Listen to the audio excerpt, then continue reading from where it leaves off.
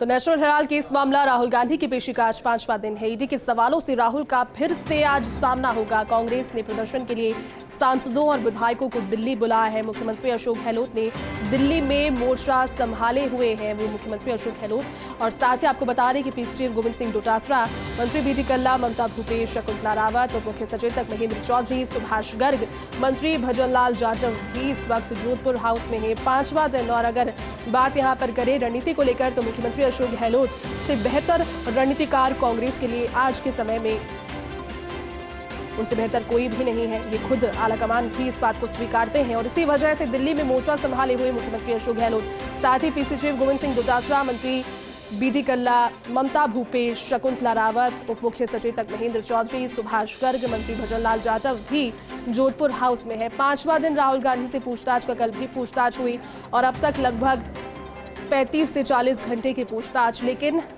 निष्कर्ष कब इस पूछताछ का निकलेगा, क्या ईडी अपने रिपोर्ट में कहती है, जो क्लोजिंग रिपोर्ट इस मामले पर आएगी उस पर। लेकिन 5वां दिन आज है और इसको लेकर के देखिए प्रदर्शन की श्रृंखला अगर देखें, प्रदर्शनों की श्रृंखला अगर देखें तो 13 जून से शुरू हो गई थी। 23 जून के लिए तो सोनिया गांधी को भी समन था, लेकिन इसी बीच राहुल गांधी से ही पूछताछ खत्म नहीं हुई है। क्या फिलहाल हालात है, क्या तस्वीरें हैं, इसकी जानकारी के साथ में एआईसीसी दफ्तर के अंदर से हमारी सहयोगी अदिति नागर इस वक्त हमारे साथ में जुड़ी हुई है।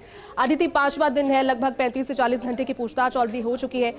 क्या लगता है फिलहाल क्या किसी निष्कर्ष पर रिपोर्ट जाती हुई नजर नहीं आ रही है? ईडी कब तक अपनी रिपोर्ट सौंपेगा और कितने सवाल अभी बच गए हैं अदिति?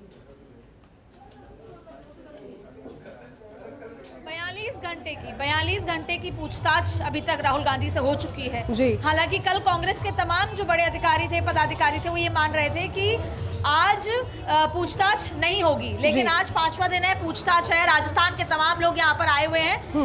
मौसम जो है, एनसीआर का तापमान में तो गिरावट है, लेकिन पॉलिटिकल तापमान, चाहे वो दिल्ली एनसीआर हो, सूरत हो, महाराष्ट्र हो, सबका बढ़ा हुआ है। फिलहाल हम राजस्थान के मंत्री रामलाल जाट से बात करेंगे। रामलाल जी, आप एआईसीसी पहुंचे हैं, तमाम और राजस्थान के लोग पहुंचे हैं, 5वां दिन है, इस पूरे घटनाक्रम को कैसे देखते हैं और कब तक ये संघर्ष जारी रहेगा? सर कि जब नेशनल हेराल्ड और अग्निपथ, 2 इश्यू इतने बड़े इस देश के लिए बने हैं, एक कांग्रेस पार्टी के लिए और एक देश के लिए।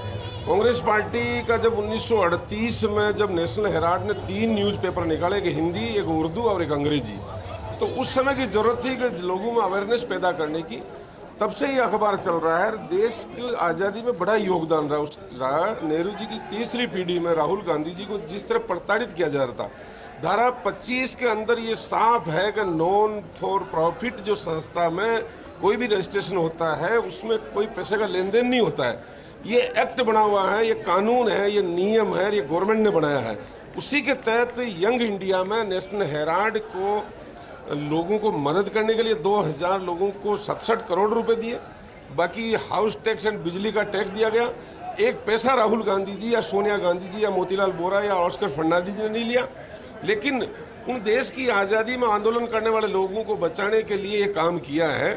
उसी के लिए उनको परेशान किया जा रहा है। सत्यमेव जयते, अशोक गहलोत जी ने ठीक कहा है कि सत्याग्रह का ये लोग मतलब नहीं समझते हैं। सत्य के तरफ आगाह करने का काम जो सत्ता में बैठे लोग करें। दूसरा इश्यू है अग्निपथ, अग्निवीर का।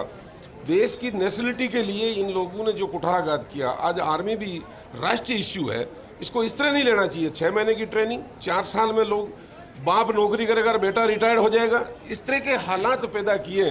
अब समझ रही हो कि देश को आज ये तो कल ऐसी तरह ठेके के ऊपर आर्मी के लोगों को लेके तो देश की ख्याल रखेगा। आज इन चीज़ों को पार्टी उठा रही है। अभी भी सद्बुद्धि इनको आए और ये रेगुलर भर्ती करे। जो रेजिमेंट है, जिन्होंने अपना जौहर दिखाया है, उसी के लिए रेजिमेंट बनी हुई, उन तमाम को ख़त्म करके, जिस तरह भारतीय जनता पार्टी के लोग कह रहे हैं कि इन लोगों को हम सिक्योरिटी में लगा देंगे, ये देश के प्रति आज 4 साल में छुट्टियां, ट्रेनिंग निकालने के बाद 4 साल भी नौकरी नहीं होती, इस तरह का काम कर रहे हैं। पुरानी पद्धति की तरह आर्मी को देश के हित के लिए रखनी चाहिए। उसी के अनुरूप जो अच्छे रिटायर्ड कर्नल, लेफ्टिनेंट जनरल। बिल्कुल अदिति, आपको रोकना चाहेंगे और